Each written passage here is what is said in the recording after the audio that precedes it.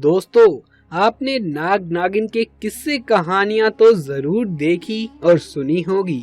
कहते हैं नाग को नहीं मारना चाहिए क्योंकि नाग को मारने पर उसकी आंखों में मारने वाले की तस्वीर छप जाती है। अगर नाग को मार दिया तो उसे तुरंत आग में जला देना चाहिए, नहीं तो नागिन मरे हुए नाग की आंखों में मारने वाले की तस्वीर को देखकर बदला लेती है। दोस्तों, कुछ ऐसा ही हुआ इस मासूम सी लड़की के साथ। उत्तराखंड में पौड़ी जिले के देवबाली गांव में रहने वाली एक लड़की के साथ इतना बुरा हुआ कि कभी किसी के साथ ऐसा नहीं हुआ होगा। दोस्तों, उत्तराखंड के देवबाली गांव में मीरा अपने 2 भाई और बूढ़ी माँ के साथ रहा करती थी। मीरा बहुत ही खूबसूरत और सादगी की मूरत थी। इन गुणों के साथ ही उसमें बहुत ज्यादा हिम्मत भी थी। उसका बातचीत करने का तरीका किसी को भी अपनी ओर आकर्षित कर लेता था। परंतु एक दिन ऐसा आया कि उसकी जिंदगी बर्बाद हो गई और हमेशा के लिए उसने इस दुनिया को अलविदा कह दिया। परंतु इस लड़की के मरने के बाद जो सच्चाई बाहर निकल कर आई, उसे सुनकर वहां के गांव वालों के मन में भी एक अजीब सा डर बैठ गया। इस घटना को सुनकर हर कोई कांप जाता है। तो दोस्तों, आज हम आपको उस लड़की की दुख भरी कहानी सुनाने जा रहे हैं। पर वीडियो शुरू करने से पहले यदि आप भी महादेव शिव के सच्चे भक्त हैं तो कमेंट बॉक्स में हर हर महादेव जरूर से लिख दीजिएगा।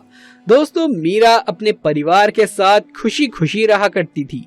उसके दोनों भाई काम के सिलसिले में गांव से दूर दूसरे गांव में जाते थे तथा उनके घर के सामने खाली जमीन भी पड़ी थी।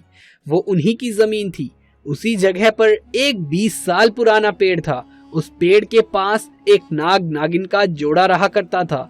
एक दिन मीरा की शादी की बात चली। मीरा और उसके गुणों को देखकर लड़के वालों ने तुरंत से ही हाँ भर दी। परंतु रिश्ता तय होने के बाद से ही मीरा परेशान और दुखी रहने लगी। यही देखकर दोनों भाइयों ने मीरा से उसकी परेशानी का कारण पूछा तो मीरा बोली, भैया, मुझे शादी से कोई परेशानी नहीं है, मैं बहुत खुश हूँ।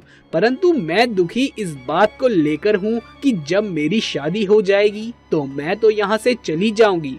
आप दोनों काम के सिलसिले में बाहर जाओगे, ऐसे में हमारी बूढ़ी माँ का ख्याल कौन रखेगा? भैया, आप क्यों ना यहीं दुकान बना लो। हमारी पास वाली जमीन तो वैसे भी खाली पड़ी हुई है। पास में ही दुकान रहेगी तो आप दुकान का भी और माँ का भी, दोनों का बड़े अच्छे से ख्याल रख सकते हैं।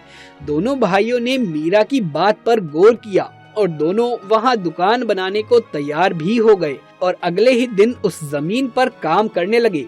भाइयों की मदद के लिए मीरा भी वहाँ पहुँच जाती है। पता चला कि दुकान के लिए उस पेड़ को काटना पड़ेगा ताकि पर्याप्त जगह मिल जाए। परंतु दोस्तों, उस पेड़ पर सैकड़ों सालों से एक नाग नागिन का जोड़ा रहा करता था। उसकी भनक मीरा और उसके भाइयों को बिल्कुल भी नहीं थी। जैसे ही पेड़ काटा तो नाग को गुस्सा आ गया क्योंकि नाग नागिन उस समय वहीं पर कुंडली मार कर बैठे हुए थी और नाग मीरा के दोनों भाइयों को डसने आया।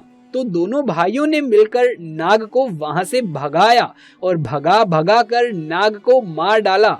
उस समय नागिन तो किसी तरह अपनी जान बचाकर भाग निकली। परंतु अगले दिन मीरा अकेले वहां काम देखने आई तो उस नागिन ने मीरा को अकेले देखकर डस लिया। मीरा की चीख सुनकर दोनों भाई मीरा के पास पहुंचे तो उस समय मीरा के मुंह से झाग निकल रहा था। दोनों भाई अपनी बहन की हालत को देखकर जोर जोर से रोने लगे। दोनों भाई ने अपनी बहन को बचाने के लिए हर संभव प्रयास किया। यहाँ तक कि दूर गांव से एक प्रसिद्ध सपेरे को भी बुलाया। सपेरे ने मीरा का हाथ पकड़कर उसकी नाड़ी देखी और पूरे शरीर का निरीक्षण किया। फिर सपेरा मीरा के भाइयों को बताता है कि मीरा अब इस दुनिया में नहीं रही, ये मर चुकी है क्योंकि किसी शक्तिशाली नागिन ने इसे डसा है, जिसके कारण अब उसको बचा पाना नामुमकिन है। तब मीरा के भाइयों ने उस सपेरे को बताया कि कुछ दिन पहले उन्होंने अपनी जमीन के पास एक नाग को मारा था। सपेरा बताता है कि नाग से ज्यादा जिद्दी तो नागिन होती है, वो अपना बदला हर हाल में लेकर रहती है। तुम लोगों पर भी उस नागिन की नजर है और तुम्हें भी वो जरूर से डसेगी। और सभी को वो मार डालेगी, क्योंकि नागिन अभी बहुत गुस्से में है।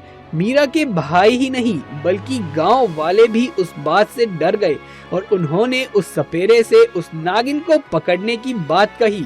तो सपेरे ने अपने मंत्र शक्ति से उस नागिन का पता लगाया और उन्हें सावधानी बताई कि नागिन को मारते ही तुरंत उस नाग के शरीर को भी ढूंढना जिसे तुमने पहले मारा था, और दोनों को साथ में जला देना। सपेरे की बात सुन दोनों भाई उस जगह गए जहां पर सपेरे ने नागिन का पता बताया था।